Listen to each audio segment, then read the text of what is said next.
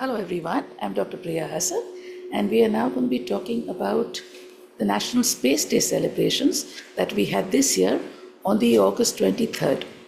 Now, 2 years ago on August 23rd, Chandrayaan 3 actually landed on the moon, soft landed on the south pole of the moon, and that's why we are celebrating this as our National Space Day. This year there have been some new things which have happened which I think you should be aware of.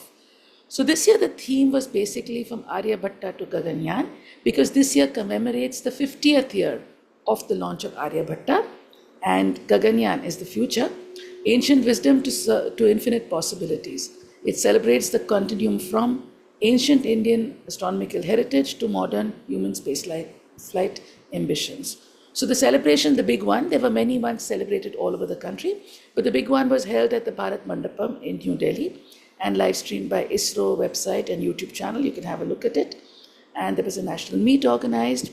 And the key highlights were, number one, about India will have its equivalent of the International Space Station, which is called the Bharatiya Antariksh Station, the BAS. And a full-scale model of it was unveiled. And the first module launch is targeted in 2028 with the full station completion by 2035. The design underscores capabilities for microgravity research, space tourism, crew operations, refueling, and space debris protection. The next highlight was human spaceflight, the Gaganyaan progress, and the Prime Minister reaffirmed India's push towards Gaganyaan. As everybody is aware, Shubhanshu Shukla was sent on ISS as the first level of experience with spaceflight, and things are moving quite well with it.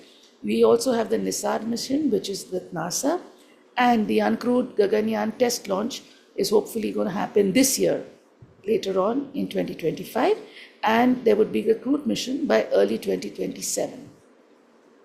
There's also a long-term space roadmap where ISRO has outlined its vision up to 2040 to deploy 103 satellites of various types, including Earth observation and exploration payloads, to build a satellite-based internet constellation of about 140 satellites and execute missions including Chandrayaan 4 and a Venus orbiter by 2028 and a lunar landing mission by 2040.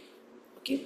The Prime Minister also emphasized expanding private sector participation to scale up India's annual launch capability to 50 rockets over the next 5 years.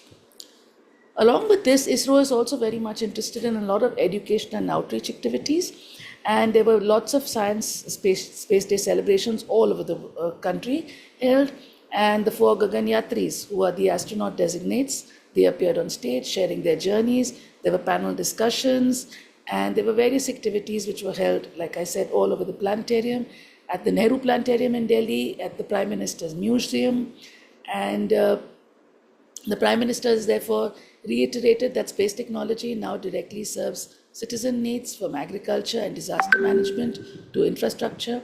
He also pointed out to India hosting of the International Astronomy Olympiad, which we had this year in Mumbai in August. An emphasis was placed on ISRO's role on fostering scientific curiosity among students and establishing an inclusive, innovative space ecosystem for India's future. And hence we have a lot to look forward to in India's space development, and let's all look forward to it. Thank you.